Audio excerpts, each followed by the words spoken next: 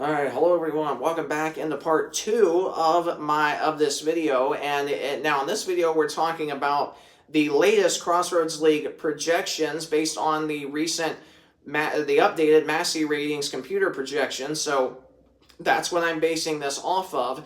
Now, obviously, you can't really put any, you can't really put anything to going off of computer projections. Now, to me, with me talking about some of these teams that are that are listed to finish in respected order of where they are projected to be, that's why I'm kind of adding on a little bit of context to that, talking about my predictions based on that and based on these teams, current ratings in the Massey, based on where they are currently in the RPI, their strength of schedule numbers, those sort of things. Now, again, we're 2.5 months away to the national tournament, so a lot of things can change.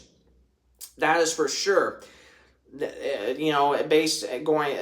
we get into the national tournament, which won't be the selection show, won't be until I believe March 7th at 8 o'clock Eastern time that night. So I just talked about Taylor. Now I'm going to talk about Huntington. This is a team that's currently projected to finish 5th. Now, in the last video, I talked about the teams from bottom to top finishing 10th to 6th. So, or vice versa, 6 to 10. So in this video, I'm going to end this video in part 2 talking about the top 5 teams that are projected to finish in that order as well. So in 5th place, Huntington. They're currently ranked 25th in the Massey rating, which is really, really impressive. Now, they are coming off of 2 very, very impressive upset wins against St. Xavier that plays out of Chicagoland Collegiate Athletic Conference, a 12-point win there. For Huntington, they also are coming off of an upset win against them, number 19 Indiana Wesleyan by 17 last Saturday. So this is a Huntington team. Now the only downside for Huntington is they're without Bailey Kellum and Kendall Yoakum the rest of the year due to injury, and those 2 players are really their best players, no doubt about that. Now, Huntington, though, yeah, they are playing shorthanded, but they have a very deep bench, and they have a lot of talent with Addie Shank, Lauren Merritt, Peyton Hartsoe, Tegan Akers. And these players, and Izzy Shepard, and these players have really, really stepped up in the wake of not having Bailey Kellum and Kendall Yoakum, and that is most impressive for this Huntington team. Now, they were projected 4th in preseason. I had them also finishing, I believe, 5th, so literally roughly right where they were projected to be from the get-go. Now, they're projected to finish 19-10 and 11-7 in conference. Now, do I see that happening? Absolutely. You look at them, 19-10. And this obviously, and all these records are before the league tournament. So again, take that with a little bit of salt. That is for sure. Now for Huntington, 19-10, 11-7 in conference. Now they are 3-1 currently in the conference going into January. Their only blemish is Spring Arbor, where they lost by 8 points on the road. Now Huntington this year, they've been lights out at home. They are undefeated at home, I might add, 7-0, but they are really struggling on the road this year. And now looking at their schedule coming up in January and February, they still have 2 games against St. Francis, 2 against Marion. Now they actually end the first half of conference at home against Marion, and then end the regular season at Marion. They also have a game the second time at Iowa coming up on February 4th. And now for Huntington, they have really struggled playing at Iowa. They have not won a game at Iowa since 2019 when they won by 8 points, 69-61. Now that's obviously going to be very interesting for Huntington to see, do they carry this momentum into the second half of conference? Do I see them only losing, let's say 5 conference games total with 2 to Marion, 2 to St. Francis? No, I think Huntington's going to lose at least a couple more than those 4 games, especially because if they lose the second one to Iowa, and they lose 2 to Marion, 2 to St. Francis, 1 to Iowa, that puts them at 6 conference losses right there. Now, they could easily lose to Taylor because Taylor, you got Casey Werfel, you got Selena Blount. Taylor, I think, has a size advantage on Huntington, even though I think it could be a really, really close game. So, and now I mentioned in part 1 that Taylor is actually projected to beat Huntington, if I'm not mistaken. I don't remember now 100%. But again, a lot can happen. The Crossroads League is one of the most competitive conferences I've ever seen. So, do I see Huntington being at least that number 5 seed heading into the Crossroads League tournament? Absolutely. Is there a chance they get up to 4th and try to jump ahead of Spring Arbor? Because, Spring Arbor and Huntington are roughly those 2 teams that are projected to be 4th and 5th in any order. And remember, last year Huntington did finish 5th, Spring Arbor finished 4th. So, this year Huntington's trying to return the favor, get up to that number 4 spot, host their first ever home playoff game under head coach Darby Maggard. Now, is there a really good chance that Huntington can jump ahead of Spring Arbor? I mean, it's going to be interesting to see if that happens. I personally don't think so, because for Spring Arbor, I could really see them going 13-5, maybe 12-6. I don't see Spring Arbor being worse than 11-7 in terms of the conference. But again, anybody can beat anybody, and this conference is very competitive this year, that's for sure. So now, looking at Spring Arbor, they're currently ranked 12th in the Massey, which is really good. Huntington, though, they're in the top, I believe in the top 15 as well in the RPI, but Huntington's strength of schedule and Iowu's strength of schedule are the best out of all the Crossroads League schools. So obviously, in terms of a national tournament selection, right now, Huntington and Iowa, I definitely would say for sure would be in the national tournament based on their high strength of schedule numbers, based on the Massey rating. Now, Iowa, of course, is way down in the RPI this year. But again, it's still early. Anything can happen, that's for sure. So now looking at Spring Arbor, I mentioned 12th in the Massey, and they are within, I believe, in the top 25 in the RPI. I don't have that in front of me. But Spring Arbor is projected to be 21-7, 12-6 in the conference, and that would be the best they've ever been under head coach John Williams, especially in terms of overall record. Considering last year they went, I believe, they went 19-12 last year. So I mean, is this a Lady Cougar team that can easily finish in that number 4 spot and be 12-6 in conference? Absolutely. I think, without a doubt, I think Spring Arbor is at least going to be 11-7. Now, they do have 2 games against St. Francis coming up. They did upset St. Francis at home last year. So can they do that again this year? I think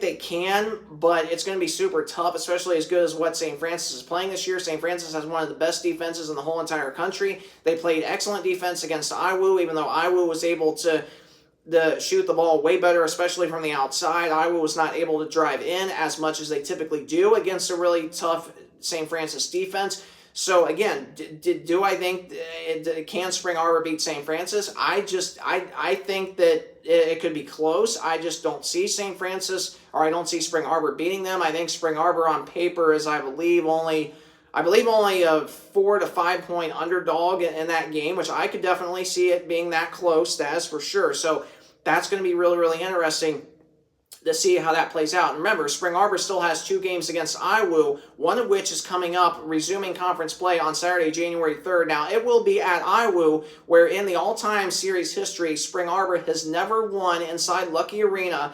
They have won 4 times up in Michigan. Now, on the flip side, for Iowa in the all-time series history, they're 33-9 at home against the Cougars from Michigan, compared to 18-13 up at their place in Spring Arbor, Michigan. So obviously, having home court advantage is really, really important. On the year, Iowa has been lights out at home. They are undefeated this year. They have really, really struggled on the road, though, and I'm going to talk more about them coming up in just a second. So, yes, I definitely think Spring Arbor and Huntington are going to finish 4th and 5th, respectively, in any order. That is also how I see it as of now. I definitely see Taylor finishing in the middle of the pack in that number 6 spot, because they have one of the toughest schedules remaining, especially the first 4 coming out of the conference break are against really the 4 best teams in the conference, meaning Marion, St. Francis, Spring Arbor, and Huntington. So 4 out of the 5 best teams in the conference Taylor has coming out of the New Year break. So that's obviously going to be really important. So I'm going to skip Iowa for a second. I'm going to go to St. Francis. They're currently 6th in the Massey. They're only blemish coming to Indiana Wesleyan so far. They just picked up a massive win in Florida against Southeastern that was ranked 23rd. St. Francis is projected to be 25-6, 13-5 in the conference. Now, do I see that happening with St. Francis's only conference losses remaining coming against Marion? Maybe one to Spring Arbor. It's going to be interesting, because outside of let's say 2 to Marion, the other 2 conference losses to St. Francis, based on on how competitive everything is, the 2 teams that could beat St. Francis and hand them their 4th and 5th conference losses, I think could be Taylor, and the other one I think is either going to be Huntington or Spring Arbor. More so Huntington, especially as good as Huntington is this year, and definitely shooting very, very well from the outside, especially with Allison Price and Annika Nelson. And their last 2 games, they have just shot lights out. So I definitely agree with that projection of St. Francis finishing second. And then Marion, they're currently first in the Massey, I believe first in the RPI. Really no surprise here. They're arguably, no question about it, the best team in the whole entire conference, and definitely one of the best top 5 teams overall in the country. They're currently 12-0 on the year. They're projected actually to run the table and finish 30-0 going into the league tournament and be 18-0 in the conference. Now, do I see that happening in terms of running the table in conference? Yeah, I think they can. Now, I think somebody's going to get them. Maybe not in the conference, but especially once you get into the national tournament, I think somebody will get Marion. Now, could Marion only lose 1 or 2 games on the year this year? Absolutely. I really, really think that they are going to lose at least 1 or 2 games this year. I don't know, which teams they're going to lose to, but I could easily see them only losing 1 or 2 games. They are just playing lights out this year, and they brought back a lot of key talent from last year. They also have really, arguably, probably one of the top 3 or 4 defenses in the whole entire country this year. So that is definitely just amazing for them. So I definitely agree with that projection of them finishing first. I had them finishing first to begin with in preseason, so I definitely agree with that. Well, and last but not least, I'm going to take a couple of minutes. I hope to only talk for 5 or 6 minutes total about IWU, try to keep this roughly 16, 17 minutes. So IWU, they're ranked 20th in the Massey. Now, they were ranked 50th in the RPI, but again, that's because they've had an up-and-down season. They're projected to be 20-11 going into the conference tournament, and they're also projected to finish 13-5 in the conference. Now, with that being said, I'll put my paper down since that's my since I'm not talking about any more teams. Now, do I think IWU could be 13-5 in the conference? Yes. Is it gonna now? Is that gonna happen? I don't know. As competitive as what the Crossroads League is this year, I probably would say no. Now, do I think that they will easily be 11-7? Maybe. I think they'll at least finish 11-7. Now, you look at last year. Huntington went in, I believe, 18. Or where they go in? I think 18-12 last year in the regular season for Huntington. 10-8 in the conference. They got an at-large bid into nationals. Spring Arbor finished, I believe, 19-11 last year, or 18-11. In the regular season before the league tournament. They got an at-large bid into nationals. Now, for IWU, I would say for them to get an at-large bid into nationals, they more than likely need to be roughly about what Spring Arbor and Huntington were last year heading into the league tournament, 18-12, 19-11, something like that. Now, is that doable? And absolutely. I really, really think that this is a league Wildcat team. Now, they are struggling this year, like I said, on the road.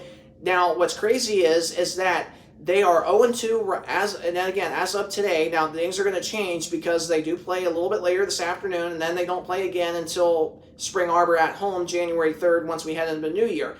Now, the new year is a great opportunity for them to play a lot better because, and kind of, forget about the first half of the year at that point and focus on the second half of the year when you're going to get everybody back fully healthy, which they have not had a fully healthy roster since the early part of November.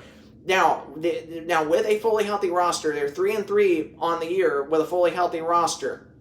Compared to not having a fully healthy roster, they're 2-3 now on the year. They are 1-11 against teams that outsize them. The only victory coming against St. Francis, which was at home. Now, I mentioned earlier in the video, IWU is playing lights out at home this year. And in those games at home, they're averaging at least 80 points or more, holding opponents to 60 or less. Now, do I think that continues as we head into January and February? I think so, especially if they keep playing that well at home. Now, something that, and then you look at their road record. I mentioned 0-2 on the road in league play. Now, again, take that with a grain of salt because as of this recording, they're 7-6 on the year. However, 5 out of those 6 losses have come to ranked opponents or receiving votes teams, which honestly, to me, if you're a receiving votes team, those are not bad losses, especially as competitive as what the Crossroads League is this year. Now, do I think that IWU has the potential to get up to that to at least be that number 4 seed? Absolutely. I think more than likely for them to clinch fourth, 12-6 in conference is probably is probably a pretty good goal to be at in terms of being that 4 seed. Now I'm sure obviously they want to be a lot higher than that and have a better conference record than that, and probably have a better overall record as far as that goes. But really, all you can do is just play your best each and every game. And obviously, and that's all you can do. You just have to play your best. And again, they've had a very up and down season, which is something that we have not seen, and it's unfamiliar territory. Now, I also think because of last year's team being the national tournament runners-up to Dort and going 34-3, or and really 33-1 with everybody fully healthy last year. I just think that those of us that are IWU fans, and I will say myself included, we all got a little bit spoiled, so to speak, as good as what last year's team was. Now, are we going to see, that every year? No. And this, I think, for IWU, this is a kind of a rebuilding year for them. I don't want to say a down year because I don't want to make it sound bad, obviously, with recording these videos. But a rebuilding year for sure, and definitely a year that they're just playing their best. They all they can do is play their best and hope for wins, and that's pretty much all you can do at this point. Now, I will say that once they get some players back fully healthy, Chloe Graham, Sydney Gooden, as well as Bria Garber, and hopefully Ava Geroldsma as we head into the second half of conference play toward the very end of January. Now, is that going to help IWU in terms of size down low in the paint? Yes, because that's been a weak point this year for them, especially, not really having much success each and every game in the paint. Now, yes, has Addie Hovey and Ayla Krieger played really well down low? Yes. But you're not really finding the consistency with scoring in the paint like what you found last year in terms of, when you had Jade Nutley and Maddie Lawrence and then, of course, Taylor Folkema and you had Ellie Kelleher as a freshman last year, who's a sophomore this year. So, and you also had Lily Frazier last year, who, really is an all-time GOAT in terms of IWU women's basketball with, setting the career steals record. And had she not been hurt for several games last year, she more than likely would have set the career assist record. So, obviously you look at last year's team, now last year's team, if you had, one or two of your quote, big players, so to speak, with size, if one or two of them had a bad game, you had a lot more options last year to go to, which this year you don't really have that. So, at least not right at the moment. Now, could you have a little bit more success in that category as we had in the second half of the year? Absolutely. Do I think that this team is still one of the all-time NAIA, powerhouse schools and a powerhouse school in the country as far as that goes? Absolutely. No question about it. It's just been, it's kind of been a weird year. Now, next year, they already have quite a few recruits coming in next year that have played outstanding in terms of high school. So, after this year, the future is definitely bright. Next year, getting in some more players that will kind of add size and especially add more to the offense, especially in terms of three-point shooting, which is something that this team, has kind of lacked the last couple years. So that's going to be a lot better next year. So, and it'll be in the new facility next year as well. So that's obviously something to be excited about. So, but really for this year, it's kind of just, see what happens each and every game, do your best, see what happens, try to get as many wins as you can, which that's all you can ask for, especially as competitive as what not just in the Crossroads League, but the whole entire country is super competitive in is this year as well. So, is this IWU team, are they still really good? Are they still going to get in the national tournament? I definitely would say so. They definitely have the potential to do that. They have the facilities to host, which obviously is another encouraging thing for them. So, for them to, potentially get a 5 seed and be able to host, I think they need to finish at least, roughly 18-11, 19-11, somewhere in there, at least 11-7 in conference or better in order to be able to host. So obviously it's really, really looking good for them, and it's definitely going to be exciting to see how the rest of the season plays out, especially the second half of conference play once they get everybody back fully healthy, and that's going to be the most important key aspect to their offensive and defensive productions. So again, if you did enjoy this video, please either like, comment, or subscribe. Any one of those options helps me out greatly. I really appreciate any feedback that you provide me. And for those of you that have subscribed to my channel, I really, really appreciate that. Thanks so much for doing so. And please keep sharing this channel with your friends, your family, anybody that you know.